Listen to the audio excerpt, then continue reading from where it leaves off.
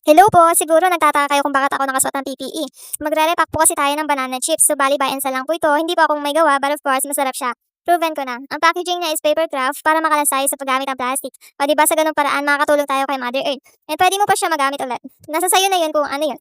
Baka naman paper craft, just. Yun na nga, malapit na pasukan ko as a second year college student, kaya nagpe-prepare na ako ng mga ibebenta ko.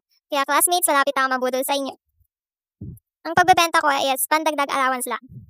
Besides, as a working student, hindi sapat yung sinasahod ko.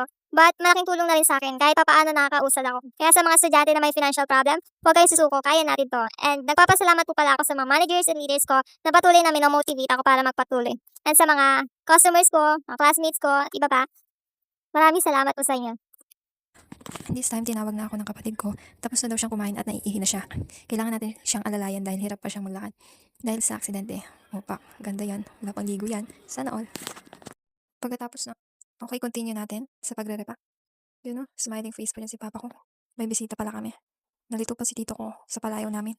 Talaga naman, nagpapacharm yarn. Tignan mo din to si tito ko. Halang makikipagsuntukan ng